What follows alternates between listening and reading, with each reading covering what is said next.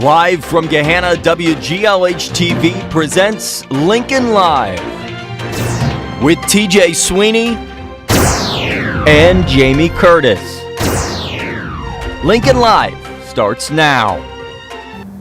Good morning, Lincoln. I'm TJ Sweeney. And I'm Jamie Curtis. TJ, I can't believe that prom is literally next weekend. Oh, I know. I'm so excited, but I do feel like the time is flying by. It really is. And if you're attending prom, there are a few things you need to get in order before the special night. There's a required form that all juniors and seniors have to complete if they plan on bringing a guest to prom. You can bring an underclassman, a 2023 graduate, or a student from a different school, but they have to be in good standing at their school to attend our prom. We talked to Assistant Principal, Mr. Banks, for more information about the guest form. If you are planning to bring a guest, a non-Gahanna Lincoln High School student to prom, you need to have that form completely filled out, 100% filled out with contact information, all the signatures that are required. From the guest school, parent contact number, all that. Have that filled out and turned into the front office, the main front office, by 3 p.m. on Monday the 29th. Thanks, Mr. Banks. And remember that the form is due Monday.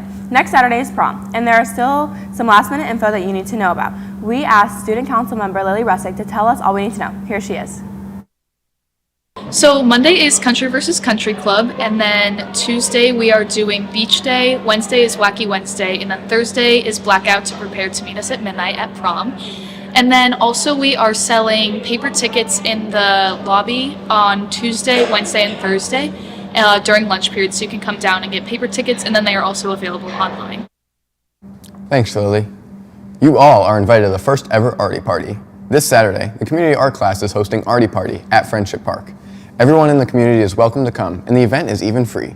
We talked to community art member Lily Furzy to get more information about the event. This Saturday, April 27th, the Gahanna Community Art Program is going to be putting on an event called the Artie Party. It's going to be at Friendship Park from 10 a.m. to 2 p.m. There's going to be food, there's going to be live music, there's going to be arts and crafts, and it's all free, and there's also going to be a grin drive. So come out and show support. Thanks, Lily. Hey, Jamie, do you remember about a month ago when I shaved all my hair? Yeah, of course I do, and I called you Baldy. What'd you do that for exactly? Well, I did it for St. Baldrick's. St. Baldrick's is a non-profit organization that raises money for childhood cancer research by shaving hair.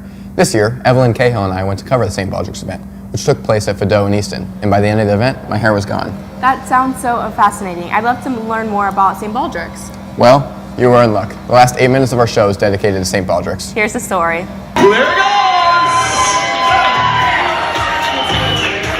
Children's cancer is the most underfunded cancer research. There's lots of funding for adult cancer, but not enough for children's cancer, and children's cancer is one of the #1 killers of kids. So it's really important that we find a cure. There is no definite cure for childhood cancer, but with funding, deliberate and dedicated research can be made to help doctors and scientists understand cancer better.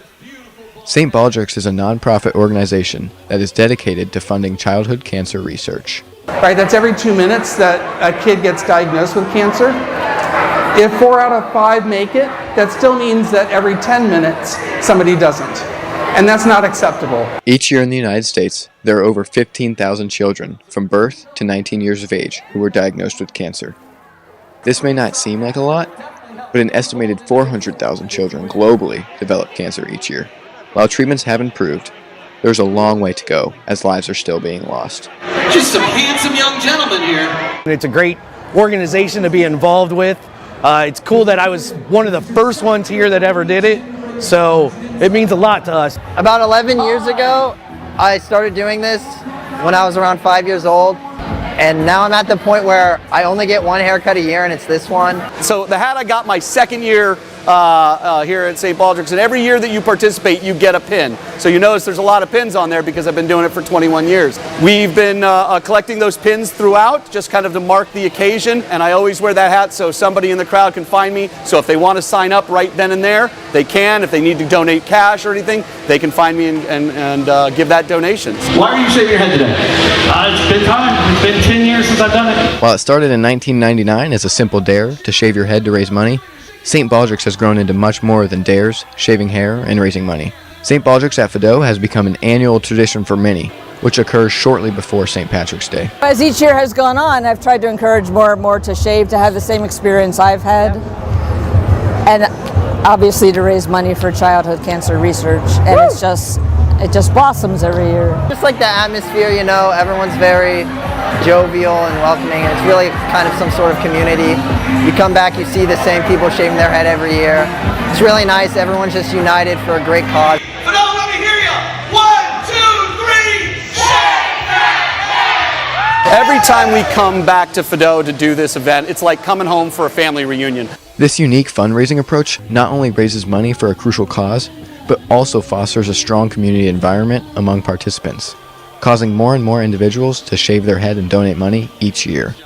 Watching people shave their heads, getting rid of all your hair, like to raise money for childhood cancer, it means a lot. And there's something about a head without hair, a healthy person whose eyes and smiles pop that you don't normally get to see. The beauty of a shaved head isn't just a physical beauty. It is also a beautiful sentiment, as is the event itself. But in order to create an event that is this successful and impactful, many people have important parts to play. I'm one of the cheerleaders, so I walk around and help. So when people decide to shave their head, I walk around and collect the money. And I just know that every time that we collect money, we're helping a little girl or a little boy. I'm the MC for the event, so I get a very large microphone, and I get the people riled up. I call up the people who are going to shave. I get them on the chair. Once they are on the chair, they're only obligated to shave their heads. If they have beards or eyebrows or anything else I want to try to grab, I'll raise money right there on site. This year, Fido had 35 shavees and raised over $40,000 for childhood cancer research. The St. Baldrick's Foundation has already raised over $14 million in 2024. But the reasons people choose to donate is much more personal. The harsh reality is that not everybody survives their battle with cancer. While some kids go on to live happy, healthy, and full lives, others do not. I have had a friend who lost his son who would have been a senior in Gahanna this year who did lose a battle with brain cancer. I remember coaching him as a kid in Little League Baseball. It's really important to me that that doesn't happen to anybody else. It's a very sad and tragic event, and I want to find a cure so it doesn't happen to more kids. I lost a friend in high school. He died of cancer when he was 20.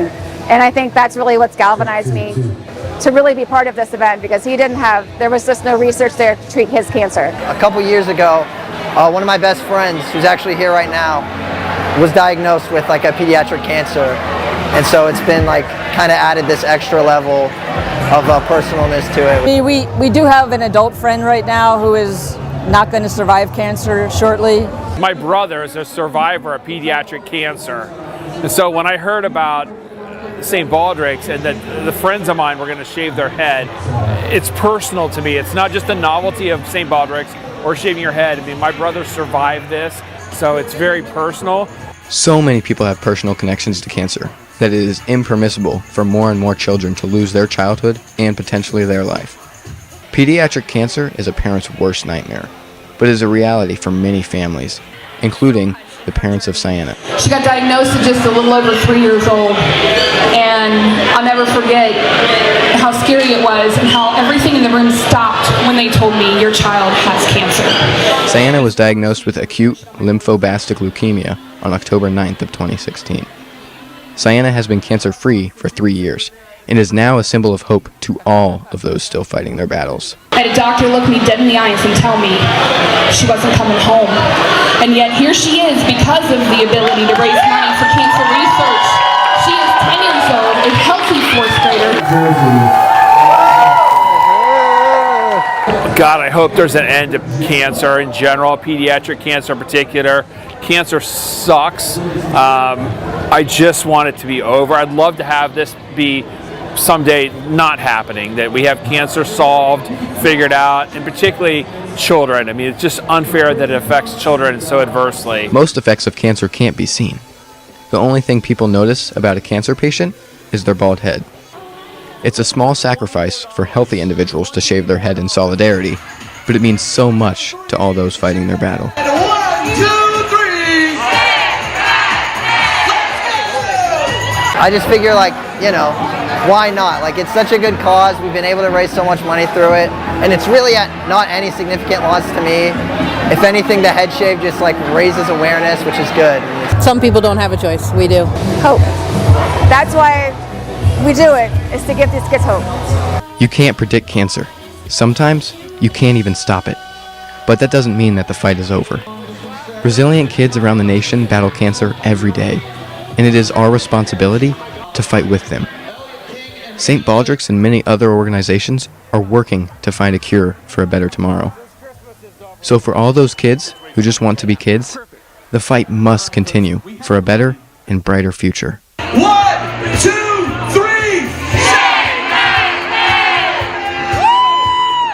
And Evelyn, amazing story for an amazing cause. Thanks, Jamie. It was really important to me.